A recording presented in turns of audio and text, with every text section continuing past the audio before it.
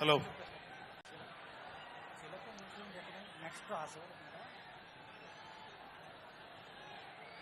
12వ ఆవిర్భావ దినోత్సవం గ్రాండ్ గా జరుగుతున్నటువంటి మన జనసేన పార్టీ ఈ సభకి విచ్చేసినటువంటి కార్యకర్తలకి, జన సైనికులకి, వీర మహిళలకి అందరికీ, అలాగే ఇక్కడ ఉన్న లీడర్స్ అందరికీ, నాయకులందరికీ, మహిళా నాయకురాళ్ళందరికీ కూడా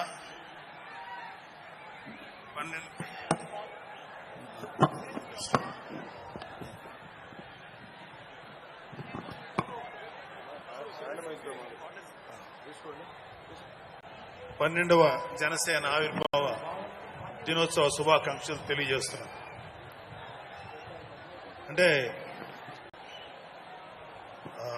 కొంచెం 2 minutes ఎక్స్ట్రా ఉంటుంది తాతారావు గారు, కొంచెం నన్ను అలౌ చేయండి. 2 నిమిషాలంటే కొంచెం కష్టం. సో కొన్ని సందర్భాల్లో మాట్లాడటం మాటలు కరువు అవుతాయి, ఏం మాట్లాడో అర్థం కాదు. ఎందుకంటే ఒక సంవత్సరం, దాదాపు 9 నెలలు 10 నెలల క్రితం మనం అధికారంలో లేవు.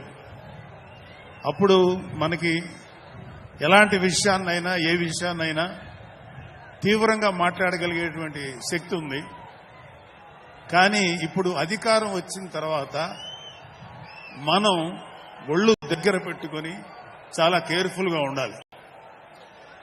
అలా ఒళ్ళు దగ్గర పెట్టుకోకుండా నోటికొచ్చినట్లు మాట్లాడితే ఏం జరుగుతుందో మనందరం కళ్ళారా చూస్తున్నాం. ఇవాళ అహంకారం తలకెక్కి నోటికొచ్చినట్లు మాట్లాడి చిన్న పెద్ద తేడా లేకుండా బిహేవ్ చేసినటువంటి, మాట్లాడినటువంటి కొంతమంది ప్రతిపక్ష అని చెప్పలేములేండి, ప్రతిపక్షం లేదు కదా, నాయకులకి ఏం జరిగిందో తెలుసుకున్నాం. కాబట్టి ప్రతి మాట ఆచితూచి మాట్లాడాలి. సో అందుకని కొంచెం అది కూడా కాకుండా మేమందరం కూడా మాకు కొన్ని లిమిటేషన్స్ ఉన్నాయి. మన ప్రెసిడెంట్ గారు ఏమాత్రం ఒక మాట తేడాగా మాట్లాడినా ఏ విధంగానూ స్పేర్ చేయనటువంటి వ్యక్తి, ఒక డిసిప్లైన్డ్ లీడర్ ఆయన. సో ఆయన ఆధ్వర్యంలో చాలా జాగ్రత్తగా పనిచేస్తాం, జాగ్రత్తగా మాట్లాడతాం. Thank you very much. అసలు ఒక 12 సంవత్సరాల కాలం అంటే మన హిందూ సాంప్రదాయంలో 12 సంవత్సరాలకి ఒక ప్రత్యేకత ఉంది. మన కృష్ణా, గోదావరి లాంటి నదులకి పుష్కరాలు జరుగుతుంటాయి, చాలా పవిత్రమైన రోజులు అవి. అలాగా మిగతా అన్ని ఆవిర్భావ సభలు ఒక ఎత్తు అయితే, ఈ 12వ ఆవిర్భావ సభ ఒక నదికి వచ్చిన పుష్కరాలు ఎంత పవిత్రమైనయో అంత గొప్ప రోజు ఈరోజు. సో ఈ అవకాశం మనకి ఇచ్చినటువంటి పవన్ కళ్యాణ్ గారికి మనం అందరూ సదా కృతజ్ఞులై ఉండాలి. ఇప్పుడు పవన్ కళ్యాణ్ గారు ఆయన సాధించినటువంటి సక్సెస్, ఆయన సాధించినటువంటి విజయం మనం ప్రత్యేకంగా చెప్పుకోకర్లా. 100కి 100% స్ట్రైక్ రేట్ తోటి ఆయన అద్భుతమైన విజయాన్ని సాధించడంతో పాటు అటు రాష్ట్రంలోనూ దేశంలోనూ ప్రభుత్వాలు నిలబెట్టడానికి ఒక వెన్నెముకగా నిలిచారు. సో ఆయన గురించి ప్రత్యేకంగా ఏమీ మాట్లాడగలరు, ఎందుకంటే చాలా మంది చాలాసార్లు మాట్లాడుతున్నారు. మనం తెల్లారులేస్తే టీవీల్లో అన్ని చోట్ల చూస్తున్నాం.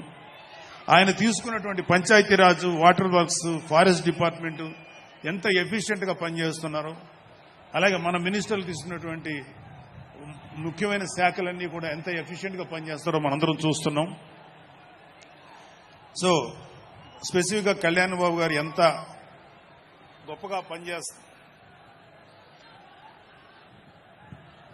గొప్పగా పనిచేస్తారని మనమేమి ప్రత్యేకంగా మాట్లాడుకోకర్లేదు.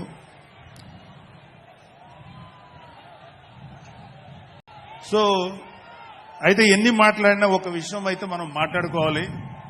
ఒక సినిమా స్క్రిప్ట్ కానీ ఒక ఉపన్యాసం కానీ దానికి కొన్ని లక్షణాలు ఉంటాయి. అంటే ప్రతి స్పీచ్లోనూ ఒక హీరో, అంటే ఒక సినిమాకి చెప్పిన ఒక హీరో, ఒక విలను, ఒక హీరోయిన్, ఒక హాస్యగాడు, ఇలా ఉంటారు. సో మనం వైసీపీ హాస్యగాళ్ల గురించి చెప్పుకోకుండా ఈ స్పీచ్ని ఎండ్ చేయలేం. ఎందుకంటే జగన్ లాంటి హాస్య నటుడు కనే కళల గురించి మీకు చెప్పాలి. ఆయన ఎలక్షన్స్ అయిపోక ముందు నిద్రలోకి వెళ్ళారు. ఇప్పటికి నిద్ర లేవాలి. అప్పుడప్పుడు నిద్రలో లేచి కలవరిస్తుంటారు. మొన్న కూడా ఒక మాట చూశారు. కళ్ళు మూసి తెరిచేలోగా 9 నెలలు అయిపోయినాయి, ఇంకెంత, ఇంకాసారి కళ్ళు మూసి తెరిచేలోపుగా 5 ఏళ్లు అయిపోతాయి, ఆ తర్వాత అధికారం మాదే అని ఆయన మాట్లాడుతుంటే అంతకన్నా ఏ హాస్యగాడు కూడా అంత అద్భుతంగా చేయలేడు. అంత అద్భుతంగా హాస్యం చూపిస్తున్నారు ఆయన. కానీ ఆయనకి నా సలహా ఏంటంటే, సార్ మీరు నిద్రలోనే ఉండండి, అప్పుడప్పుడు కలవరించండి, తప్పులేదు. ఇంకొక 20-30 ఏళ్ల తర్వాత మీరు కల్లో నుంచి బయటికి రండి, అప్పుడు దాకా మిమ్మల్ని ఎవరూ డిస్టర్బ్ చేయరు. ఇది నాకు మనస్ఫూర్తిగా నేను మీకు ఇచ్చే సలహా. మీరు 20 ఏళ్ల తర్వాత మేల్కోండి, ఆ తర్వాత మీ ఇష్టం. మేమైతే 20 ఏళ్ల దాకా మిమ్మల్ని హ్యాపీగా పడుకోమనే సలహా ఇస్తున్నాం.